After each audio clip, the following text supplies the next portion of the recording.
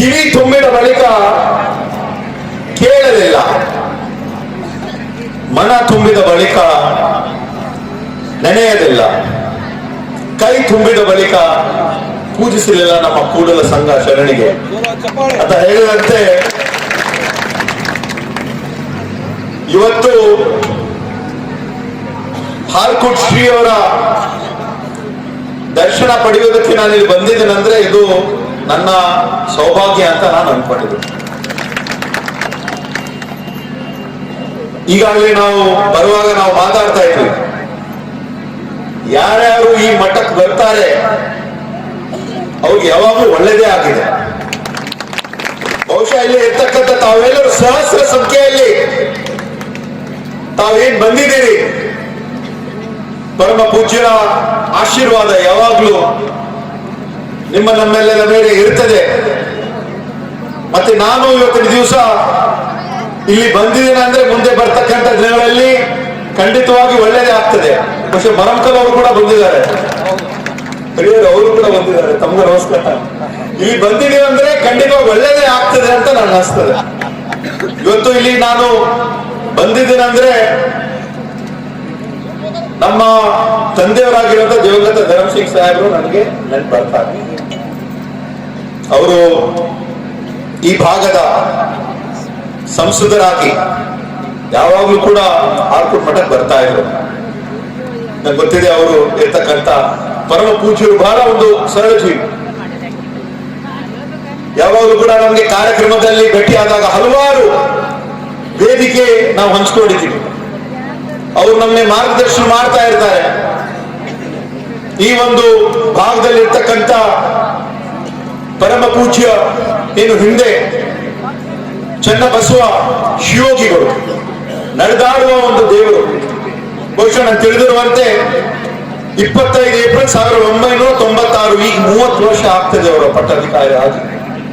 ಅವರು ಮಾಡಿರುವಂತ ಕೆಲಸ ಕಾರ್ಯಗಳು ಕೇವಲ ಜನ ಮೆಚ್ಚುವ ಕೆಲಸ ಅಲ್ಲ, ಶಿವ ಮೆಚ್ಚುವ ಕೆಲಸವೂ ಕೂಡ ಅವರು ಮಾಡ್ಕೊಂಡು ಬಂದಿದ್ದಾರೆ. ಅವರು ಮಾತು ಹೇಳ್ತಾರೆ, ಇವಾಗ ಮನವಿದ್ದು ಫಲವೇನು ನೆರಳಿದನಕ್ಕ, ಧನವಿದ್ದು ಫಲವೇನು ದೇವರನಕ್ಕ, ಅನಗಿದ್ದು ಫಲವೇನು ಮನವಿಲ್ಲದನಕ್ಕ, ರೂಪಿದ್ದು ಫಲವೇನು ಗುಣವಿಲ್ಲದನಕ್ಕ, ನಾನಿದ್ದು ಫಲವೇನು ನಿಮ್ಮ ಜ್ಞಾನವಿಲ್ಲದನಕ್ಕ. ಚನ್ನಮಲ್ಲಿಕಾರ್ಜುನ ಹೇಳಿದಂತೆ ಪರಮ ಪೂಜ್ಯರು ಒಂದು ಮಾರ್ಗದರ್ಶನ ಯಾವಾಗಲೂ ಅವರು ಮಾಡ್ತಕ್ಕಂಥ ಈ ಒಂದು ಸ್ಥಳ ಹೆಂಗಿದೆ ಅಂದ್ರೆ ಯಾವ ಜಾತಿ ಭೇದ ಭಾವ ಕಂದಚಾರ ಎದಕ್ಕೂ ಕೂಡ ಆಸ್ಪಾದಿಲ್ಲ. ಇಲ್ಲಿ ಇರ್ತಕ್ಕಂಥ ಸಹಸ್ರ ಸಂಖ್ಯೆಯಲ್ಲಿ ಭಕ್ತಾದಿಗಳು ಏನ್ ಬರ್ತಾರೆ ಎಲ್ಲರಿಗೆ ಇಲ್ಲಿ ಪುಣ್ಯ ಅಂತ ನಾನು ಹೇಳಲು ಇಷ್ಟಪಡ್ತೀನಿ. ಎಲ್ಲ ನಮ್ಮೆಲ್ಲರ ಒಂದು ಭಾಗ್ಯ ಅಂತ ನಾನು ಹೇಳಲು ಇಷ್ಟಪಡ್ತೇನೆ. ಇವತ್ತು ಇಲ್ಲಿ ಇರ್ತಕ್ಕಂಥ ಅವ್ರು ಹೇಳ್ತಕ್ಕಂಥ ಒಂದು ಮಾರ್ಗದರ್ಶನ ಯಾವಾಗಲೂ ಕೂಡ ನಾನು ಮಾತಾಡುವಾಗ ನಾನು ಕಲ್ಯಾಣ ಕರ್ನಾಟಕ ಅಭಿವೃದ್ಧಿ ಮಂಡಳಿಯ ಅಧ್ಯಕ್ಷನಾಗಿ ನಾನು ಕೆಲಸ ಮಾಡ್ತಕ್ಕಂಥ ಒಂದು ಸಂದರ್ಭದಲ್ಲಿ ಕೂಡ ಅವರು ನಾನು ಹೇಳಿದ್ರು, ಯಾವಾಗಲೂ ಕೂಡ ಹೆಚ್ಚಿನ ಒಂದು ಆದ್ಯತೆ ಈ ಒಂದು ಭಾಗದಲ್ಲಿ ಶಿಕ್ಷಣ ಮತ್ತೆ ಆರೋಗ್ಯ ಅಂತ ನೀಡಬೇಕಂತ ಅವ್ರು ಹೇಳಿದ್ರು. ಆ ಒಂದು ಕಾರಣಕ್ಕಾಗಿ ನಾನು ಅಧ್ಯಕ್ಷನಾಗಿ ಸುಮಾರು 2 ವರ್ಷ ನಂತರ ನಮ್ಮ ಕಲ್ಯಾಣ ಕರ್ನಾಟಕ ಒಂದು ಅಭಿವೃದ್ಧಿ ಮಂಡಳಿ ವತಿಯಿಂದ ಅಕ್ಷರ ಆವಿಷ್ಕಾರ ಅಂತ ಒಂದು ಯೋಜನೆಯನ್ನು ನಾವು ಪ್ರಾರಂಭ ಮಾಡಿದ್ವಿ. ಯಾಕಂದ್ರೆ ಯಾವಾಗಲೂ ಹೇಳ್ತಾರೆ ನಮ್ಮ ಕಲ್ಯಾಣ ಕರ್ನಾಟಕ ಈ ಒಂದು ಶಿಕ್ಷಣದಲ್ಲಿ ನಾವು ಬಹಳ ಹಿಂದುಳಿದಿದ್ದೀವಿ, ಹೆಚ್ಚಿನ ಒಂದು ಒತ್ತು ನೀಡಬೇಕು.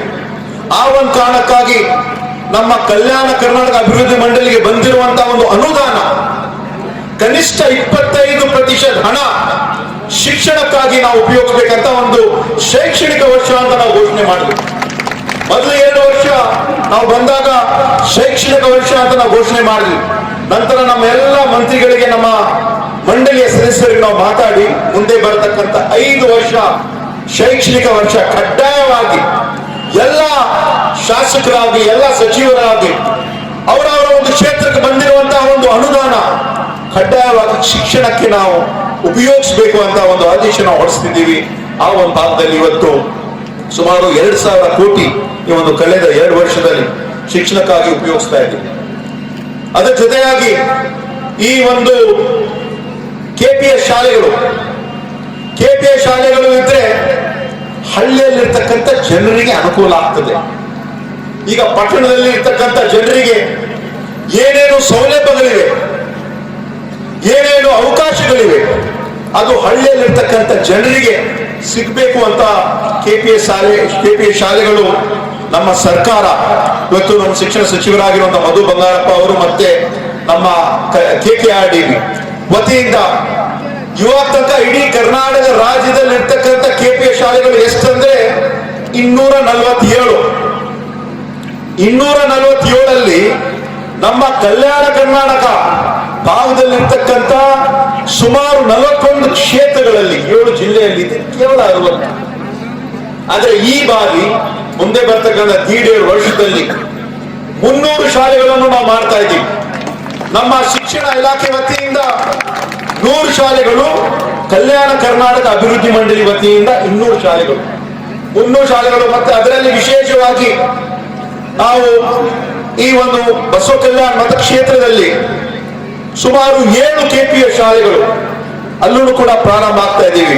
ದೇವನಾಳು, ಗೋಟಾಳ್, ನಾರಾಯಣಪುರ್, ಕೊಹಿನೂರು, ಉಜಿರಂ ಇಂತಹ ನಾವು ಮಾಡ್ತಾ ಇದ್ದೀವಿ. ಅವಶ್ಯಕತೆ ಇರ್ತಕ್ಕಂಥ ಇಲ್ಲಿ ನಾವು ಮಾಡ್ತಾ ಇದೀವಿ ಅಂದ್ರೆ ಯಾವ ಒಂದು ಕ್ಷೇತ್ರದಲ್ಲ, ಸರ್ವಾಂಗೀಣ ಅಭಿವೃದ್ಧಿಗಾಗಿ ನಮ್ಮ ಸರ್ಕಾರ ಬದ್ಧವಾಗಿದೆ.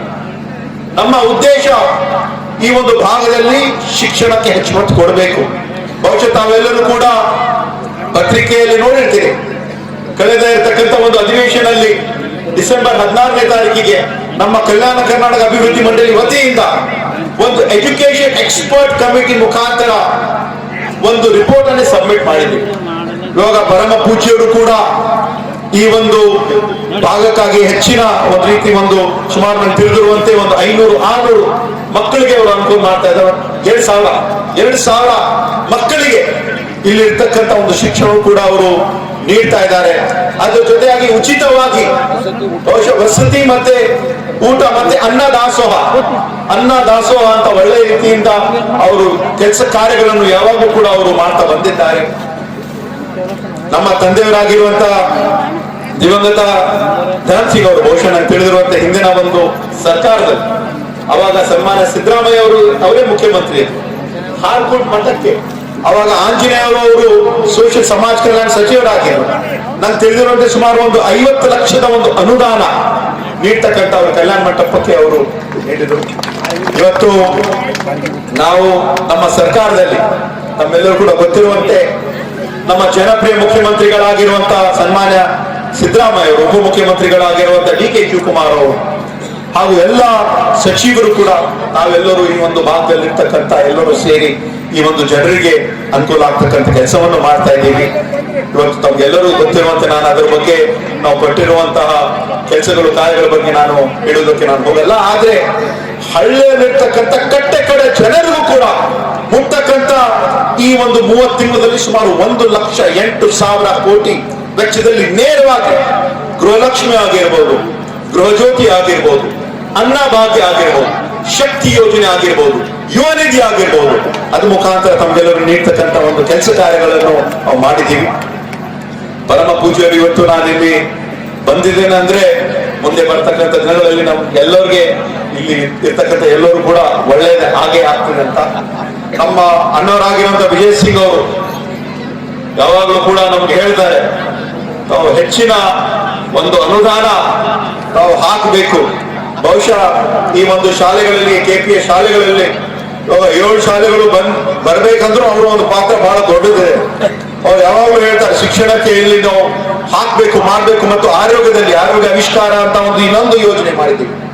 ಆ ಮಾಡ್ಬೇಕಂದ್ರೂ ಕೂಡ ಹೆಚ್ಚಿನ ಒಂದು ಅನುದಾನ ಇಲ್ಲಿ ನೀಡಬೇಕು ಅಂತ ಯಾವಾಗಲೂ ಕೂಡ ನನಗೆ ಒತ್ತಡವನ್ನು ಅವರು ಮಾಡ್ತಾ ಇರ್ತಾರೆ. ನಾವು ಪಕ್ಷ ಭೇದ ಭಾವ ಎಂದು ನೋಡದೆ ಸರ್ವಾಂಗೀಣ ಅಭಿವೃದ್ಧಿಗಾಗಿ ನಾವು ಹೆಚ್ಚಿನ ಒಂದು ಒತ್ತು ಕೊಡ್ತೀವಿ.